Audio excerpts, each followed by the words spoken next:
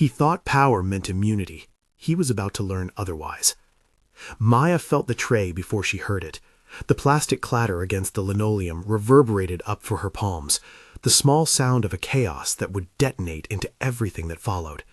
She bent, fingers closing on the cool corner of the carton, and for a second the cafeteria was only the ordinary geometry of a school. Lunch lines, backpacks slung against chairs, a ceiling of fluorescent lights that made her eyes ache. Holding a napkin to one lens, she kept her head down. Her hair, so pale it almost caught the light like a page, fell across her forehead. For Maya, brightness was a negotiation. She habitually folded shadows around her eyes and spoke with a cadence that made people lean in to listen. Evan Lorn was waiting at the table like a sunlit hazard. He carried entitlement the way other kids carried water bottles, casual, assumed, always within reach. He had the smirk of someone who had never had to answer for consequences, and in his pocket his phone was like an extra limb, ready to call for muscle if words wouldn't do. The tray struck the floor. It was a small accident by any measure, but in Evan's world, accidents were hooks baited for spectacle. "You should watch where you're going," Evan said, theatrical, slow. His voice ricocheted against a dozen cell phones already oriented his way. A tableful of his friends laughed before they understood why. Maya didn't look up at first. She finished gathering her things like she always did, precise, methodical, backpack zipped, books aligned, her skin prickling at the overhead glare. When she met his gaze, it was not the smallness of someone pleading. Hers was the steady observation of someone cataloging facts. "Sorry," she said, quiet, no flourish, no invitation to escalate. Evan pushed a shoulder into her ribs with the practiced ease of privilege, not hard enough to bruise, precise enough to make a statement. Someone nearby, someone who had been watching to see the next episode, lifted their phone and began to record. The timestamp flickered into memory, 11:24:11 a.m., courtyard, traydrop.mp4. "You talk like you belong here," Evan said, loud enough for a few tables to turn. His words were a carefully pitched bait, thinly veiled othering delivered like a punchline.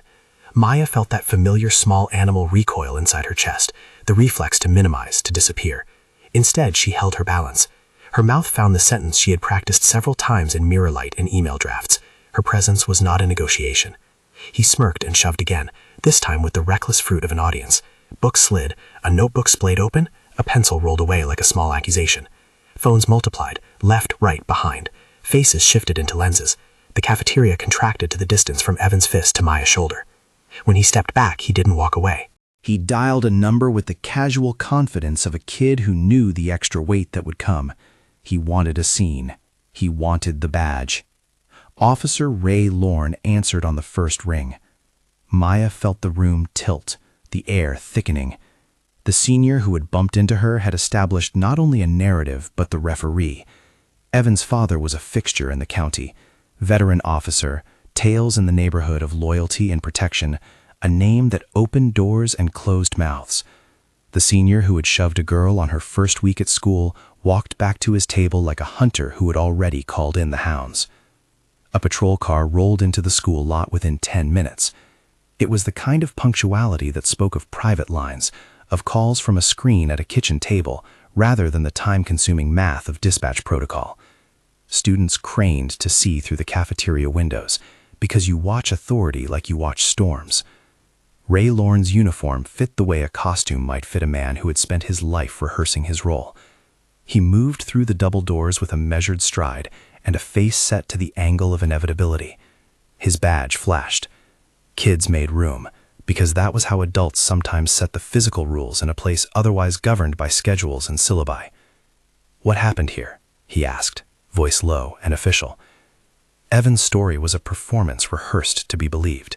He spoke of provocation, of aggression, of being shoved. He framed the narrative like a complaint filed in a courtroom before any facts were called. When Maya tried to explain, her voice was cut off at the edges. Ray's attention was trained on Evan. His presence already took sides. "Step out of the room," Ray said to Maya, as if he were separating a dangerous animal from toys. She obeyed, hands empty, mouth a careful seal. The hallway smelled of cleaning solution and adolescent sweat. Beyond the glass of the cafeteria, phones tilted, feeds began. The seizure of power was a small thing at first. Ray's hand closed briefly at the crook of Maya's elbow, not even a hard grip, but the motion that presumes control. He asked her to put her hands behind her back. She did not fight. There was no theatrical defiance in her. She had practiced other things, maintaining records, screenshots, timestamps. Courage, for Maya, looked like documentation. A student at the corner of the hall kept filming. The camera's perspective was accidental documentary. A wrist, the shine of a watch, Maya's wrists crossing as she yielded. At 12:03:09 p.m., Student 12 Hallway Arrest.mp4 recorded Officer Ray's movement as he clicked a pair of handcuffs from his belt. The metal slid home with an anatomical finality.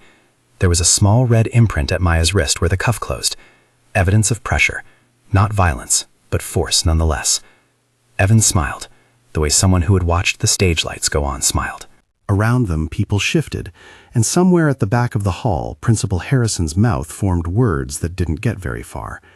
Vice Principal Waters tried to be calm, to be neutral. Ray had words with Harrison that were polite but firm. The hierarchy of uniforms trumped the hierarchy of school administrators in a single, decisive breath. "You're under arrest for disorderly conduct and resisting," Ray intoned, the kind of charge that could be broadened or narrowed depending on who wrote the report. He read the language as if it were a legal incantation, phrases that justified the metal at her wrists and the space they commanded. Maya's thoughts moved inward, not outward. She catalogued the tag on the handcuffs, the scratch near the hinge, the way Ray's left thumb rubbed his wedding band when he gave orders, the way Evan's grin tightened when someone attached a microphone icon to his live feed. She noted pockets where proof might be planted or disregarded, the precise places where authority could masquerade as impartiality. They walked her out through the lot and into the police car with a steady, awful choreography. The click of the door, the lock mechanism engaging, the hum of the engine. On the dash, Evan's phone streamed, a live audience consuming the tableau. His caption read something curated and cruel, a line meant to narrow the story's frame. In the back seat, Maya breathed slow. She let panic sharpen into focus.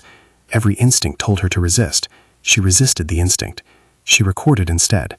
Tiny movements, a muffled voice note in her own head where she cataloged times and decals for later. When the station lights flashed and the world turned into fluorescent bureaucracy, she watched Ray make a call inside. He seemed too sure of the words he was going to write. The booking room smelled like old coffee and antiseptic.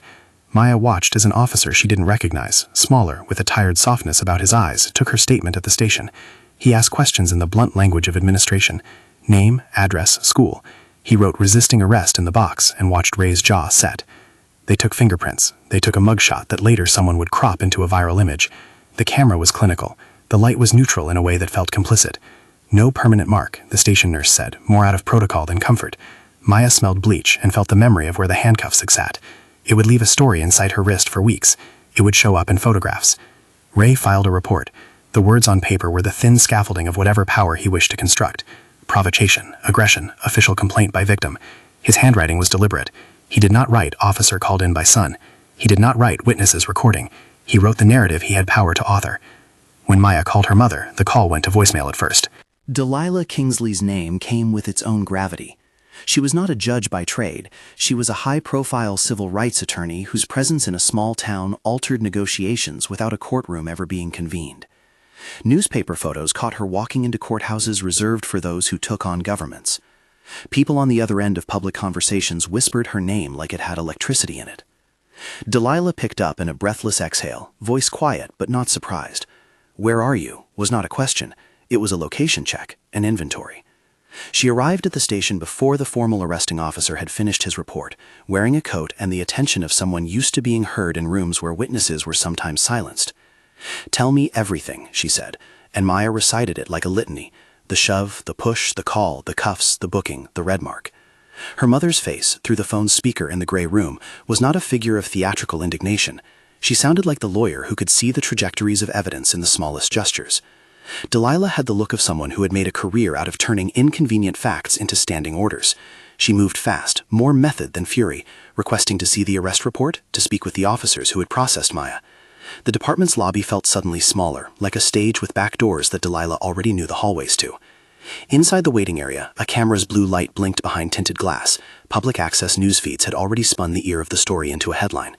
A student's clip had made the rounds within the hour, a rough vertical frame that caught the moment the handcuffs clicked. It did not tell the full story. It told a version. But versions were seeds. This one had roots. After Ray left the station, polite, stiff, a man moving through a choreography of officiality, Delilah asked for the body-worn camera policy. She asked to see the chain of custody logs. The station gave form letters, standard procedure, administrative review. "We'll look into it," an administrator said. The words felt rehearsed. It was the students who owned the first wave of truth. A dozen phones from the cafeteria surfaced online in less than 4 hours. The clips were stitched, uploaded, reposted. Comments proliferated. People took sides with the impatience of a feeds-driven world. A hashtag picked up momentum. Some posts mourned haste and jumped to faith in the badge. Others pointed out the asymmetry of power and privilege on display. There were calls from corners of the town to respect process. There were other calls to see the footage. A news van parked across from the school later that afternoon, and in its window the banner headline scrolled, "Student arrests, what really happened?" For a while, Maya watched feeds the way other students watched lectures, keeping her eyes on the wrongness of things and doing the math of what might be needed to correct them. She took screenshots of timestamps, saved videos with file names like courtyard1203final.mp4, backed them up to cloud folders she labeled with dates and short prose notes, evidence, lunch, witness Sarah M. Phones rang. A message slid into Maya's inbox. "Drop it," it said, in a font that felt like a thumb wagging. Another message came with a photo of her family home, nothing threatening in composition but loaded, a car passing in the night, headlights like eyes. She forwarded those messages to her mother. The tone of the messages was more a pressure than a threat. The idea was to manufacture fear, to make the calculus that would bend them to inaction. Delilah did not let them bend. She instructed Maya to keep everything in one place, all phone files, all screenshots, the names of students who had recorded. She called Principal Harrison and demanded a copy of all camera footage from the school's security system. Harrison's voice had an old-world caution. He insisted he would act with due process. Delilah asked for timestamps and metadata. She wanted bells, tags, something that would show when files were created and who could have accessed them. She wanted the integrity of the chain of custody. There was a thin sequence of privacy forms and administrative reluctance. Harrison's first instinct was to protect the institution, to wait. The school's lawyers, people whose job was to avoid liability, answered in paragraphs and procedures. Delilah answered with a phone full of precedent and patience. Subpoenas could be quick when truth had momentum. She did not say obvious, she said necessary. When the first anonymous call came at their house that night, Delilah listened to the silence on the line and then hung up. Later, an envelope was slid under their gate with no return address. Inside were charred matches and a note that read simply that they should be careful. The police suggested increased patrols. Delilah suggested they document the transfer, call for a fire inspector, photograph the scene. "We do not react," she told Maya. "We record." Maya found the clarity of that approach stabilizing. It was the same method she used in school. Observe, document, make evidence speak for itself. The handcuffs had left marks. The videos had preserved angles. People had uploaded and shared. The world had begun to watch. Not everybody watched with sympathy. The Lorn family had lines to friends in the department, in local politics. Sheriff Daniel Lorn, Ray's brother and retired sheriff, made a quiet phone call that reached the county's administrative wing. At a small reception that night, a local council member said to a talking head the phrase people use to flatten complexity, "Let the process play out." Simultaneously, a friend of Evan's father posted an op-ed about the dangers of campus fights and agitators. The town split like a seam under strain. But for all the protective network wrapped around Evan's family, a leak happened, small and human. Officer Blake Turner had joined the force 10 years earlier and had seen the smell of system when it soured. Corners cut, files misplaced, narratives shaped to fit what looked convenient on paper. He had looked at the student videos and then the station report and found the discrepancy impossible to reconcile with his conscience. He called a number he had been advised never to call in his training, a number that reached Delilah. He asked for a meeting where he could share something more, raw, exculpatory, authoritative. They met in a parking garage that smelled like oil and rain, the kind of neutral place people choose when they're doing things that belong to the hush. Blake was careful. He handed over a small flash drive wrapped in waxed paper and carried in an envelope that bore the faint trace of someone who understood how to hide the obvious. "Body cam," he said, from the scene. His voice was professional, and then beneath that, humanly tired. Delilah did not take the drive like a trophy. She took it like an instrument. She slipped it into a protective case and said simply, "Chain of custody." And Blake nodded as if it were a word heard in another language and finally translated. He told them, quietly, like a confession, that the camera file had stopped recording for 20 seconds just after the cuffing. The log showed a pause and then a restart. The implication was the doorway to a story. What was captured that the log later suggested did not exist. Blake's body language held both apology and risk. Maya watched this exchange with a spectator's calibrated distance. A lawyer in her family had taught her to note things without immediate judgment. She let the shock wash into procedural thinking. If the body cam had a gap, that gap would be a clue as powerful as a confession. Evidence was not just the footage that existed, it was the footage that people tried to erase. The flash drive had numbers and letters for a file name, LORN_body_1203.bwc. Delilah checked it once, then twice. Her face, lit by the pale glow of her laptop screen in the kitchen that night, showed concentration rather than triumph. She would, she said, verify the metadata, document the transfer, and prepare the files for safe storage and eventual disclosure. If it's what we think, she said, not daring to complete the sentence. In the days that followed, the town changed the way it walked around itself. People who had been willing to ignore were forced to place their phones somewhere other than in a pocket. Students who had thought cameras meant only jokes now realized they could mean justice. Some parents gathered in threads online, furious at the humiliation of their children. Others called for civility and calm. The school issued a statement, sparse, neutral, but the clip of Ray cuffing Maya had already pulled a thread in the community's fabric that wouldn't knit back in the old pattern.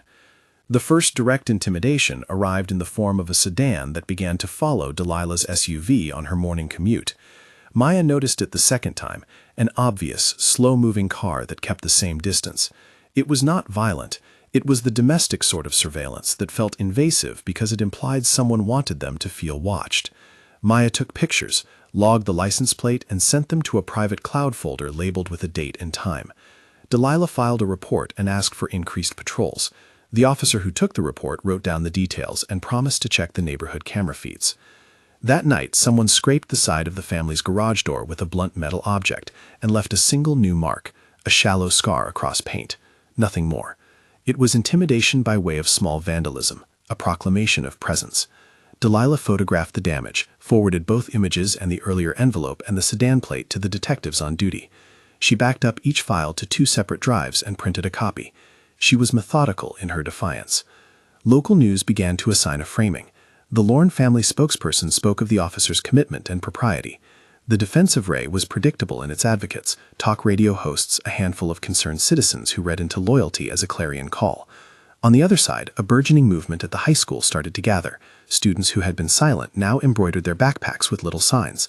A group chat named after the date, Maya 1203, became a repository of clips, witness names, and the first rough drafts of legal questions. Maya did not seek an audience. She did not want to be the galvanizing image in a million feeds, but she accepted the role as the person with the clearest timeline. She began at odd hours to organize files in a way that would speak to a court if it had to. She labeled a folder as Exhibits 1 and placed inside it map coordinates from security cameras, screen grabs of timestamps, and an inventory of people present at lunch. She wrote notes to herself, short, unadorned, listing the names. Sarah Martinez, Table 5, recorded on phone.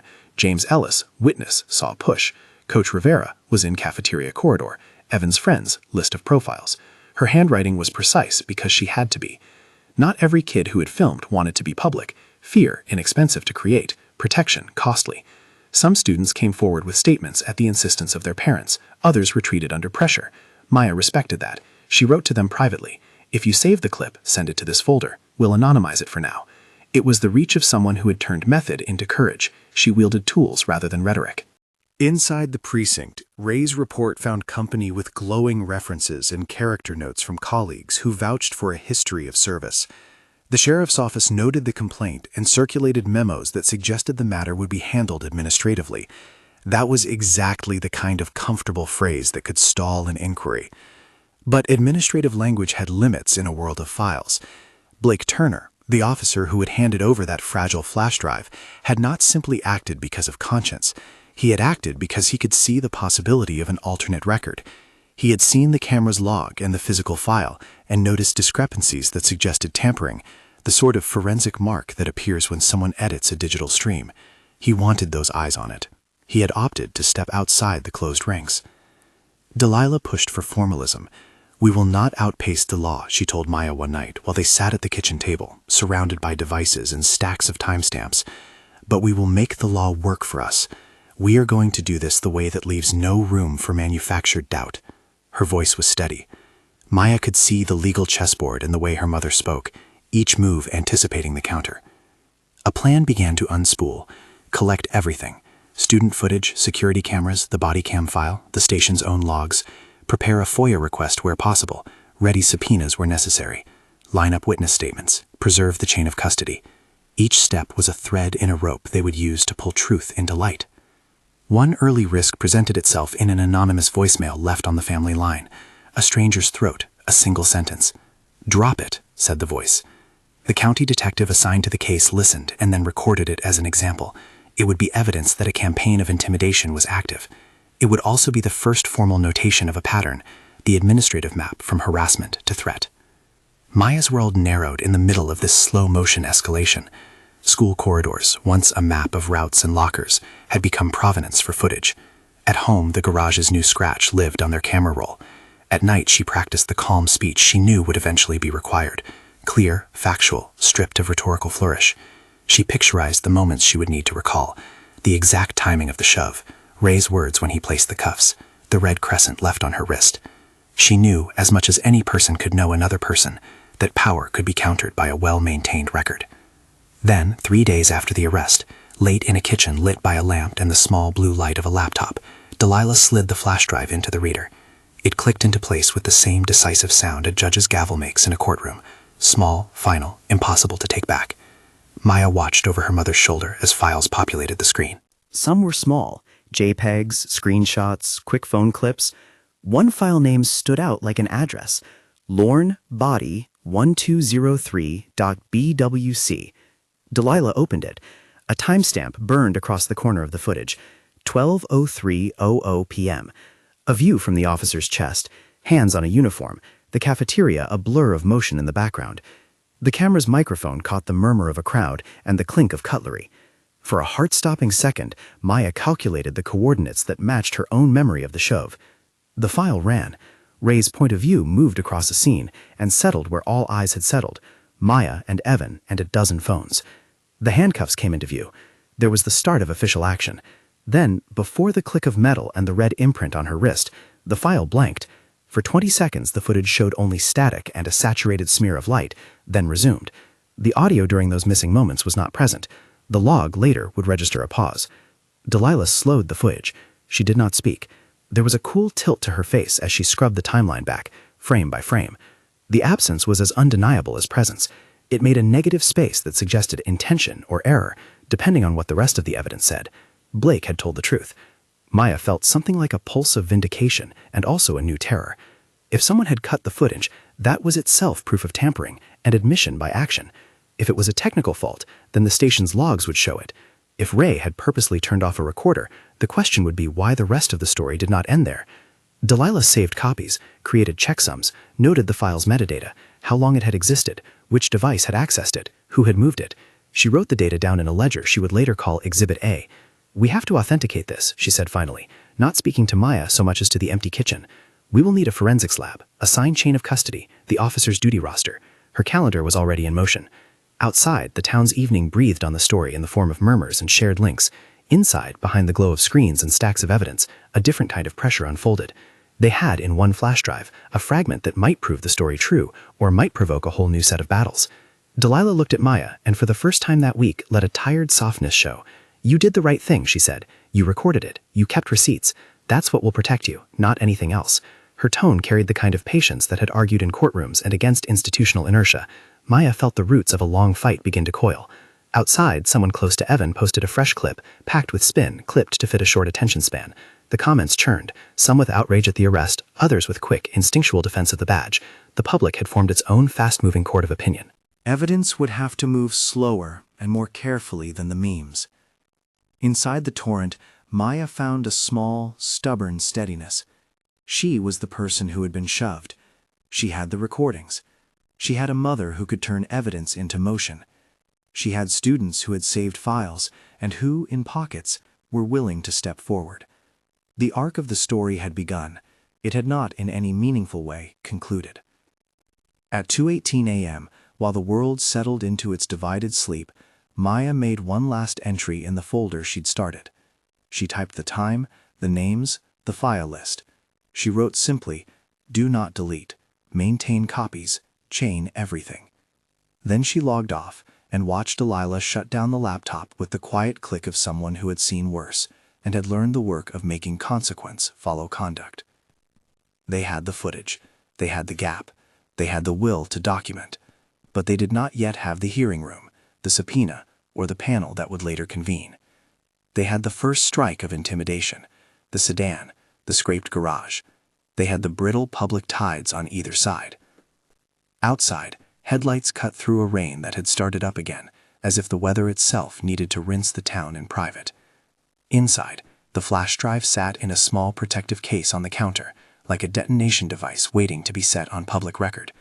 Delilah placed it inside a locked file box and slid the key into her pocket. "Tomorrow," she said. "Tomorrow we begin." Maya lay awake, the handcuffs crescent still an ache on her skin, thinking of the way evidence moves like a river, carving channels out of bedrock. If the world would see truth, they would make it visible. Timestamps, sworn statements, metadata, chain of custody. They would ask the people who had power to answer for how they used it. Somewhere between the cafeteria's ring and the small blue light on Delilah's laptop, a fight had started. It would not end in a day. It would not be simple. But for the first time since the tray had fallen, Maya felt the steadiness of being accounted for, of being seen in the way she had chosen to be seen, not as a spectacle, but as a person whose facts could be gathered and presented. She did not sleep. She drafted the first email to the student witnesses and wrote the line she hoped they could say. I saw her hands, her voice. She did not resist. She closed the document and opened the photo of her wrist to remember the exact curving shadow the cuff had made. She wanted to be precise, because the world could only be fair if it was given precision. In the morning, the school would reopen to a story that had already been split into sides. People would maneuver. Administrators would weigh risk like a commodity. Rumors would circulate about political pressure and about retired sheriffs who would call in favors. But the flash drive in Delilah's locked box had already changed the balance of what was possible. It had given them a question whose answer could not be smoothed away by a polite statement. Maya went to class like any student, but the corridor looked different. The phones, the gates, the way kids whispered as they passed. She walked with the patience of the methodical, cataloging, naming, recording. Something had begun to move. A girl with very light hair and light-sensitive eyes held on to the facts, ready to make them speak. The corridor felt different now, thinner somehow.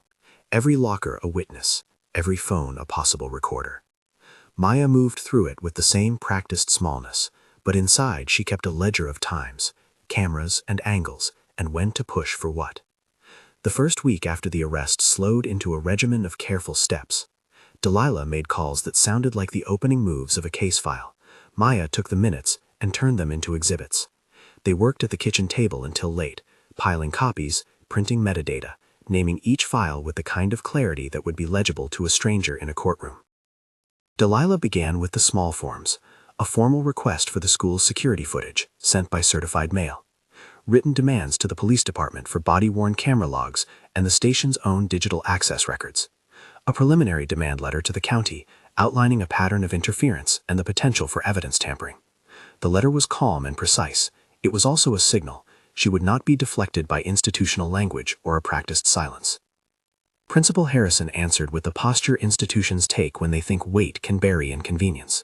He offered a full review and cooperation within policy. He offered, too, the idea that the school must be careful about privacy and due process. Delilah accepted the concern, then attached a list of precisely why those concerns could not be used as a shield against inquiry. She copied in the county council and the superintendent. Papers began to move. The police department moved with a different cadence. Ray Lorn went on administrative leave. The department claimed it was a routine step pending review. That word, pending, became a hinge around which conversations turned. It meant no badge on a chest for a while. It also meant that official files would remain undisturbed inside an evidence room until someone decided otherwise. Delilah demanded access to logs, to officer duty rosters, to any internal emails that referenced the incident. She asked for surveillance from the lot and the routes between the school and station. She asked for names. In the background, the town continued to talk. For some, the name Lorn still carried the weight of years. For others, a pile of small truths were beginning to tilt balance. The hashtag Maya1203 threaded through local commentary and beyond. A television story aired on the regional network. A national outlet picked up the arc as a case where authority clashed with documentation. In a dozen classrooms, students watched snippets and passed propaganda in the form of playlists, some shared, some deleted, some looked away. Then the threats sharpened. The sedan kept tailing Delilah's SUV. One evening, someone keyed the side of the family car and left a circle of shallow gouges like a punctuation mark meant to read, "Watch." And 3 nights after that, just after midnight, the detached garage at the back of the Kingsley property caught fire. The blaze was small and fast, contained before flames could take the house, but the heat warped the metal of the tools inside and left a blackened ring on the concrete like a thumbprint. Fire investigators arrived and did what investigators do. They photographed, they measured, they bagged. The scorched timbers were marked, accelerant samples collected, the garage door and its hinge logged into an evidence system. Delilah's careful practice paid off. She insisted the scene be preserved untouched until a county arson team could inspect. The team found traces consistent with deliberate ignition. Accelerant spread in a way that suggested placement, not accidental spillage. The report would come later, but the initial reading called the event suspicious and raised the possibility of criminal intimidation. Delilah delivered that report to the county detective assigned to Maya's case, and the detective logged it with the same notation he used for anonymous calls and scraped paint. The pattern, messages, surveillance, vandalism, fire, took on a shape. The county assigned a second investigator to link the threads. Every file Delilah and Maya produced became a map, screenshots of the sedan, timestamps of calls, the envelope of matches with the charred edges, the metadata of videos. They backed everything up twice, encrypted files, created checksums to guard against tampering. That was where the flash drive Blake Turner had given them became crucial. Delilah protected its chain of custody as if it were the crown jewel of an archive. She photographed the drive in the presence of 2 witnesses, logged its serial number, and placed it in a tamper-evident envelope. Blake's statement that the body cam recording had a 20-second gap was more than hearsay when checked against the station's internal logs. Delilah requested an independent digital forensics lab. Blake agreed to speak with him directly. The forensic analyst arrived like a figure from another discipline, soft-voiced and meticulous. He took the body cam file and fed it into software that read every metadata field like Braille.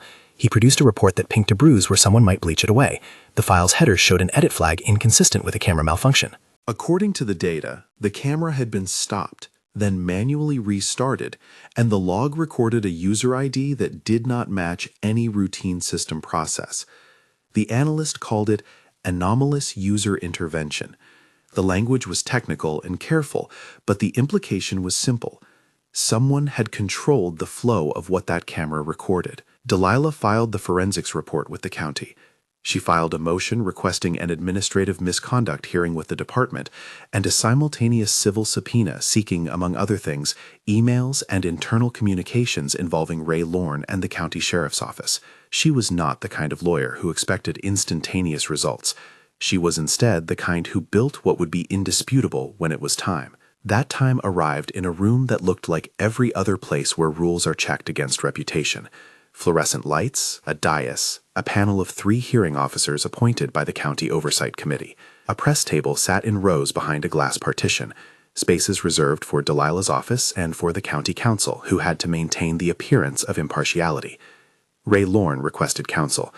Delilah accepted the formality and made clear she would present the evidence and witnesses necessary to demonstrate not merely wrongdoing, but a pattern of protection and escalation. The morning the hearing convened, the gallery filled with a public that had felt the story as a rumor and now wanted it named.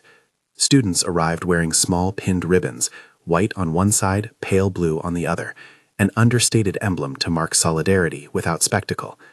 Sarah Martinez and James Ellis sat together in the second row, hands clenched, eyes on Maya. Blake Turner arrived with an understated badge and a folded shirt. His face had a fatigue that was not shame, but a kind of lawful exhaustion. News vans parked at the curb, microphones cocked like insects to the glass. The county had allowed cameras into the hearing room for transparency. Feeds circled the block on live streams. Delilah's opening was a short, precise argument. She would show, she said, that on December 3rd, a student, a teenage girl with albinism who had been navigating a new school, was subjected to a staged escalation that culminated in an arrest orchestrated in part by the officer's own son and enacted by the officer himself. She would present student footage, body cam evidence, station logs, internal emails, and witness testimony to demonstrate a chain of events inconsistent with the report Ray had filed. She promised restraint and offered evidence. Ray's counsel argued that the hearing was not a trial, that no criminal finding would be made there, and that the officer's actions should be considered in light of a stressful complaint of assault. That was a posture designed to frame ambiguity. Sometimes being equivocal is a defense strategy in itself. The presentation of evidence was organized like a case drill. Delilah began with the synchronized student videos. Using a simple digital tool, she matched timestamps and sound cues to create a composite timeline that left little room for alternative reading. The moment Evan shoved the tray, the subsequent push, the phones lifting in the cafeteria, the call at 11:29 a.m. from Evan's phone to his father, the arrival of Ray at 11:40, the handcuffed click at 12:03, the station booking at 12:45.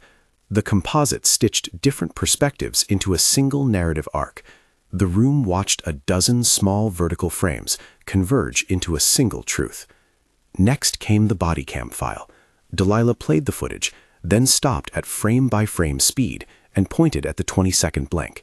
The county's forensic analyst sat with his own printout and explained how the camera log showed an interruption that could not be explained as an automatic failure. He showed the user ID change, the manual stop-start recorded in the header, and the lack of anomaly reports that would be generated by a mechanical fault. The explanation was not an accusation of motive, he said. It was a technical observation that required explanation. When Delilah asked Blake Turner to take the stand, the room felt the air compress. Blake spoke with practiced clarity. He said he had been on routine patrol that day, that he had handled administrative duties at the station, and that when he reviewed the logs, he noticed the interruption. He had reached out to Delilah because, in his words, if a body cam is turned off by an officer during an arrest, we need to know why. He described handing the flash drive to Delilah in a parking garage and noted his discomfort at breaking a code of silence, but his greater unease at a gut that told him something was wrong. He swore his statement. The hearing administrator placed the oath on the record. Under cross-examination, Ray's counsel tried the expected angles: technical fault, human error, a camera that could be interrupted by a bump, a file corrupted by transfer. He suggested Blake might have misread logs, or that delays could be explained by mundane factors. Delilah's team, however, had prepared. She called the independent forensics lab and asked them to confirm whether the interruption was consistent with deliberate stopping. They did. She asked the system administrator from the department whether user-based interruptions were logged. He confirmed they were, and pointed to an access log that recorded an active session at the time of the gap. That access log indicated that someone with clearance on the system had made an input. The technical language read like a map: user ID, terminal IP address, timestamp. Delilah then introduced an internal email thread that had been subpoenaed. The thread between a lieutenant in the department and the retired sheriff, Daniel Lorn, contained a polite but pointed note: "We should handle this delicately. Ray is a dedicated officer." The lieutenant had replied with a line that read, "Understood. We'll coordinate with school admin." Delilah made no claim the email proved guilt. She let the panel see how a network of loyalty might be marshaled to cohere around one family. The defense argued that families have networks, that messages did not amount to orders, that a retired sheriff might be offering social support rather than operational interference. It was an attempt to pull motives aside from actions. The panel listened and took notes. A formal deposition from Sheriff Daniel Lorn had been scheduled for later. The subpoenas were in motion. The most delicate moment arrived when Maya herself took the stand. She had practiced the cadence of precision with her mother and with a therapist who specialized in trauma and testimony. She knew the temptation in courtrooms for spectacle. She wanted none of that. Her voice was calm. She described the shove, the timing, the light on Evan's hair when he turned away. She read aloud the timestamps she had saved and described what she had done in the seconds after. She took a breath. She moved to document.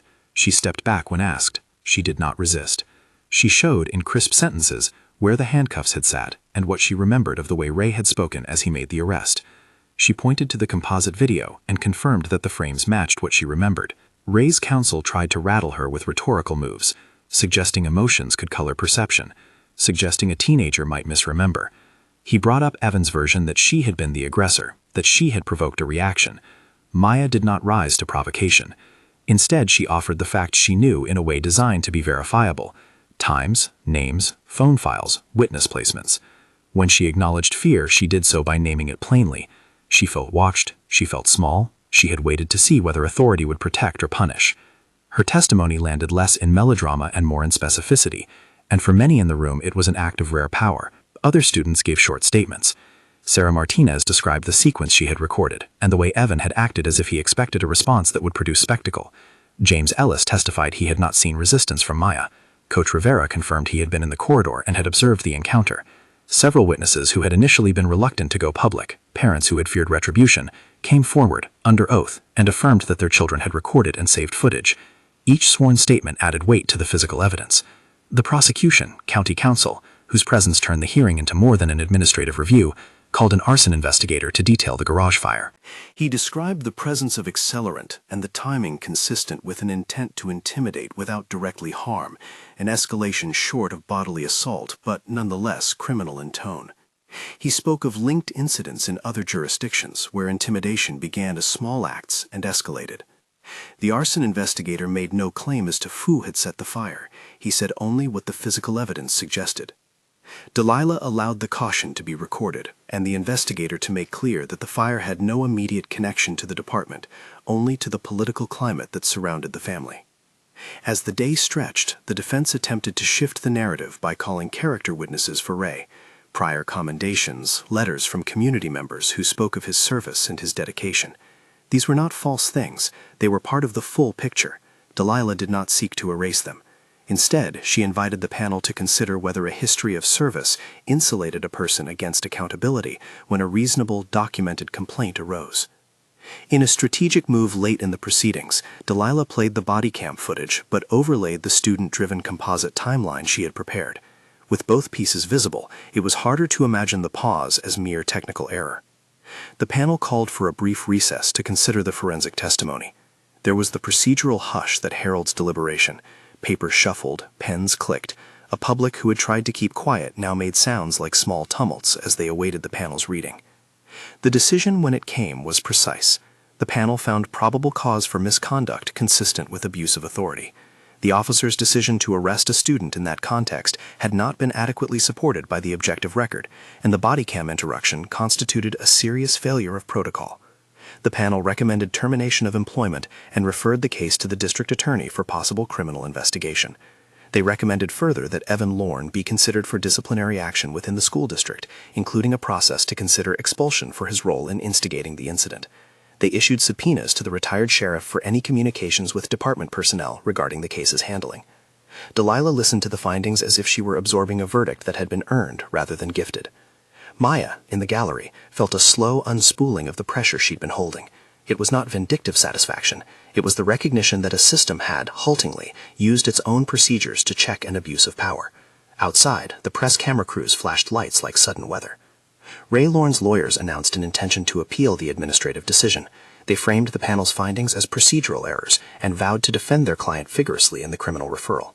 The county council noted that an indictment was not presumptive and that referrals required evidence beyond administrative findings. It was a sober, deliberate set of statements designed to remind the public that administrative termination is not the same as a criminal conviction. Delilah, in a later interview, said exactly that. The recommended termination and a criminal referral were steps. Justice in a criminal court would require proof beyond a shadow of reasonable doubt.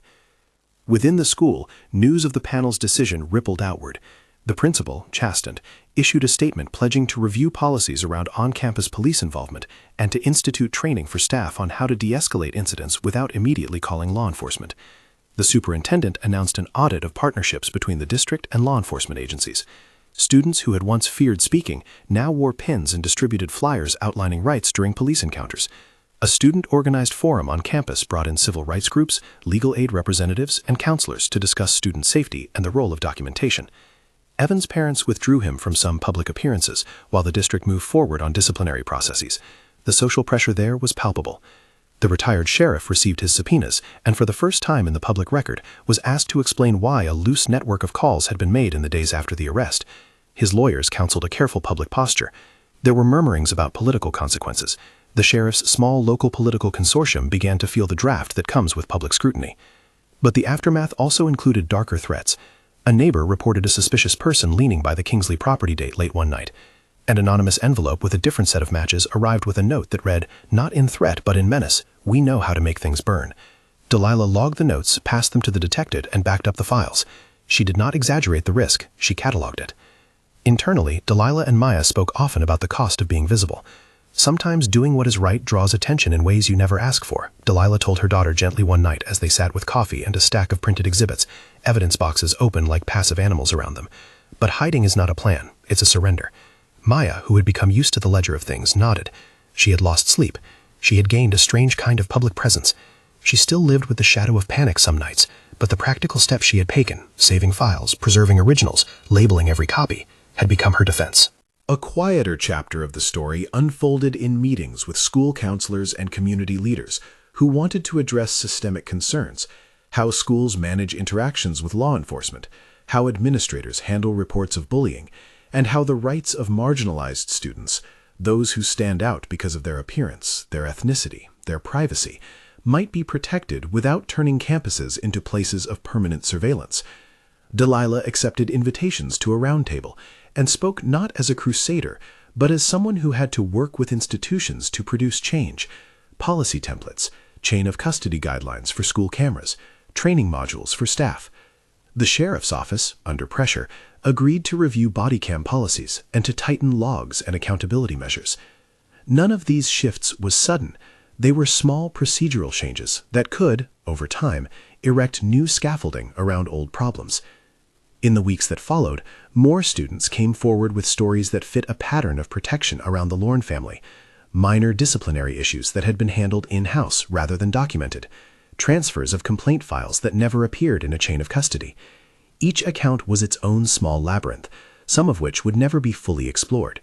But the combination of student footage and public pressure had made the department less capable of smoothing away missteps. The DA's office opened a formal inquiry into whether criminal charges should follow the administrative findings. That process moved slowly by design. The DA's spokeswoman reminded the public that charging decisions required an evidentiary standard greater than probable cause. The county's investigative team continued to collect interviews and to compare logs. Ray's legal team fought each request for records with motions that tested procedural limits. Delilah expected this kind of defense. She had built the case to withstand it. A few weeks after the hearing, as winter leaned toward thaw and the school's campus began to fill with plans for spring activities, a different kind of attention reached Maya. A local foundation that supported children who had faced bullying and discrimination offered a scholarship to Maya. Not because she had sought it, but because the foundation's board had seen how she had used documentation to protect herself and others. It was modest, enough to cover books and the early part of tuition at a community college, but the award came with a public ceremony the foundation planned to host in the town square. Delilah demurred privately about the spectacle. Maya accepted because she thought there was value in a public recognition that singled out the methods people could use to protect themselves: evidence, legal knowledge, and community support. The ceremony was small and dignified. A band of high school students stood in the back, and the mayor read a short statement about civic duty. Maya's remarks were brief. She did not choose to be grandstanding. She invited others to talk about what documentation had done for them, and urged the town to build policies that made it easier for truth to be preserved. Evidence is not revenge, she said quietly. It is the act of making sure your life is legible to a system that will, when it works, answer to facts rather than to family names. In private, Delilah continued to press the county for forensic certifications and to prepare for any civil action that might be necessary. She and Maya met with a group of student activists to draft a handbook for students on how to preserve digital evidence, how to export files properly, how to keep originals, how to secure metadata. They partnered with legal aid groups who offered to host workshops at the school. The work was modest, practical, and multiplied quietly. The Lorn family, constrained by the administrative findings and by public scrutiny, retreated from some public arenas. Ray appealed the administrative decision and sought reinstatement. His attorneys filed paperwork to contest the procedural elements of the hearing. The criminal referral to the DA remained an open file. No charges had yet been brought. The outcome of those processes remained uncertain. The DNA of justice is often sludge as much as it is light, but what had changed was palpable. The cushion that once protected a family name had been pierced by light. Months later, after depositions and interviews that dug deeper into histories, the retired sheriff received a subpoena to appear at a separate review panel investigating potential political interference. The subpoena did not equate to guilt, it equated to binding the retired sheriff into the formal record to testify under oath. The political scaffolding that had previously insulated certain behaviors now encountered the legal machinery of documentation and subpoena power. The town, worn by the strain, began to breathe anew. Students became less likely to tolerate unchecked bullying. Administrators revised policies on when police should be called and documented the steps they took. The county implemented mandatory refresher training on body cam usage, chain of custody, and how to handle student complaints. Those were small institutional shifts, the kind that happened slowly and only when pressure was sustained. For Maya, the victories were both public and private. She received the scholarship and used it to enroll in community college courses, often at night. She joined a campus club that advised younger students on rights and documentation. She would, years later, tell listeners that she had not set out to become an expert in metadata. She had only wanted to make sure that what happened to her would be recognized accurately in the record. There were private marks that lingered. The handcuff's crescent faded from her wrist into a pale line, a scar of memory more than a wound. People would sometimes look at her before they spoke, their faces adjusting to a presence that had, in some way, enforced fear in others. She learned to explain her albinism in the small way people needed when surprise flickered across a new face, how the light affected her, why she tilted her head in bright rooms, what practical adjustments she made. She insisted, always, that it be humanized, not exoticized, an aspect of identity that shaped experience but did not define worth. At the same time, the Lorn family's status in town dimmed. They were not pariahs in every neighborhood. Some neighbors still defended them, still recited days of service and generosity. But the presumption of immunity had cracked. That crack mattered. It allowed for questions to be asked that had previously been swallowed. A year after the incident, in a small administrative courtroom, the district attorney announced that while the evidence established probable cause for misconduct and tampering with evidence, a criminal prosecution would not proceed at that time due to a combination of evidentiary limitations and the anticipated burden of proof. The DA's office emphasized that administrative termination and the public record had already produced consequences: termination, subpoenas, policy reforms, and community awareness. The DA left open the possibility that new evidence could change the calculus. For some in the audience, the decision was a disappointment. For others, it was recognition that legal systems operate with thresholds that are not always met, even when wrongdoing is likely. Delilah and Maya received the news with the patience of people who had learned to measure victory in multiple currencies: immediate accountability in an administrative sense, the broader cultural shift in the school, and the slow, ongoing possibility of criminal justice if evidence later solidified. Maya stood outside the building after the DA's announcement and watched her classmates move past, some in supportive groups, others in small clusters whispering about the different faces of justice. She had long ago decided she would not let the unresolved parts of the story stop the work they had begun. If nothing else, the case had shown a path forward for others. In the months that followed, the school instituted a protocol. When an officer was called to campus, an on-site administrator would be required to document the call, timestamp it, and ensure that an independent staff member recorded any interactions, creating a modest but meaningful check on discretionary power.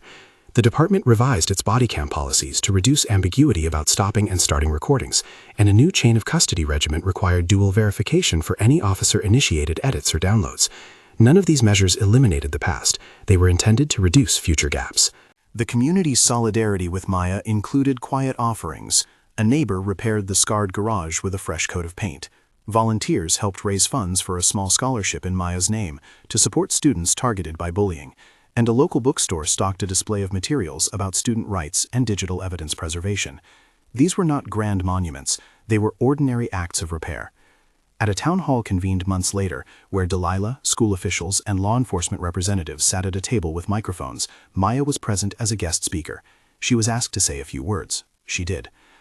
"I didn't want to be a symbol," she said, speaking into the soft mic, "but I understand how being a named example helps others.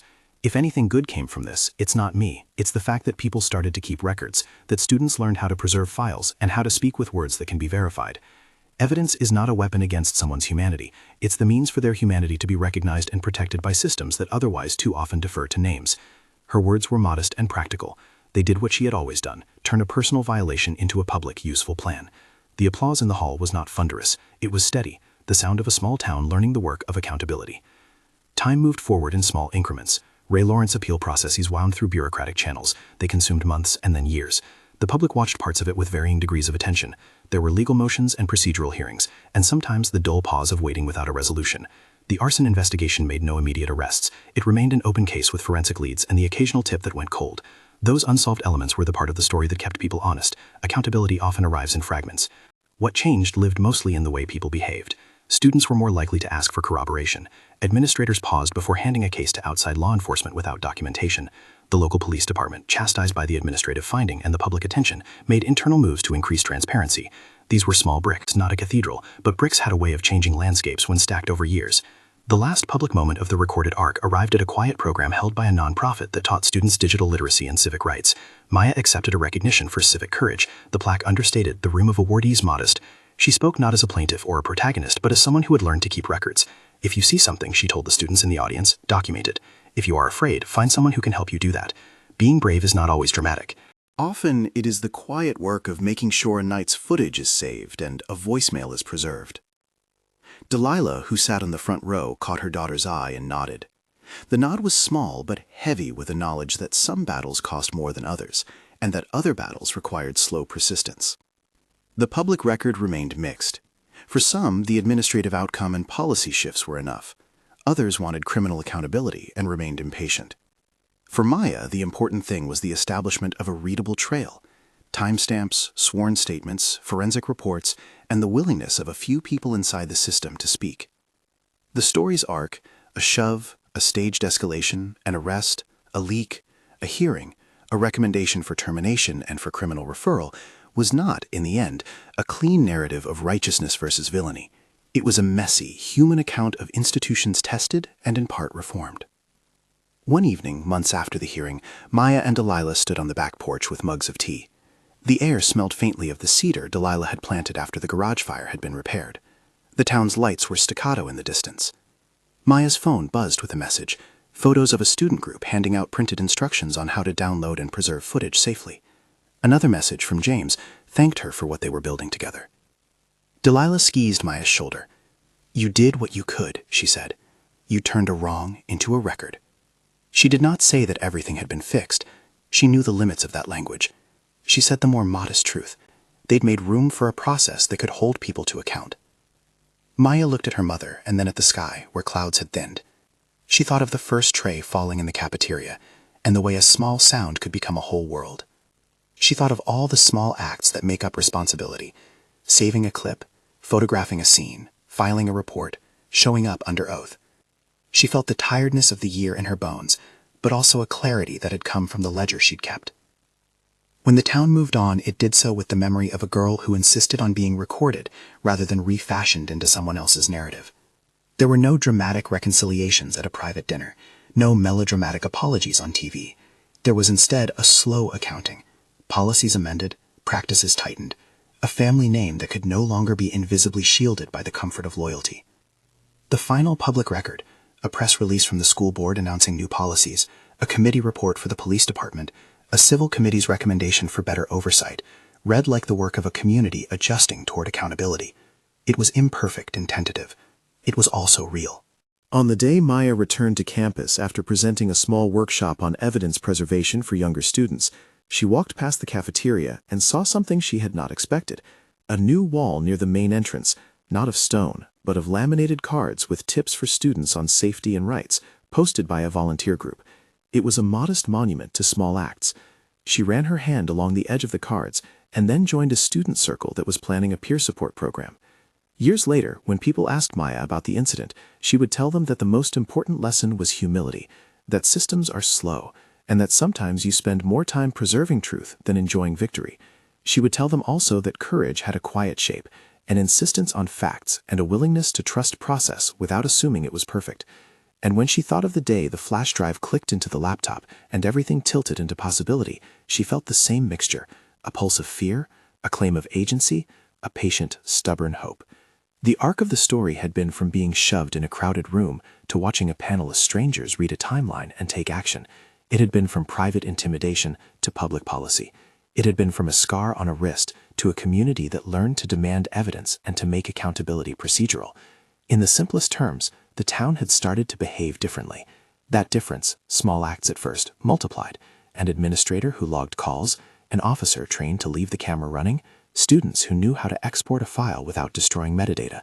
Those changes did not erase pain. They made the future safer in measured ways. Maya knew the fight was not over. Ray's appeal and the DA's open file remained pieces that could be reopened by new evidence. There were, too, shadows that never fully lifted. But she also knew that the work she and others had done had left a trail that would be there for anyone brave enough to follow: timestamps, witnesses, chain of custody, sworn statements. It was a map for someone else to use should they need it. That is the final image that lingered. A wall of laminated cards outside a cafeteria, a small student group teaching peers how to back up files, a town that by degrees had learned the language of transparency.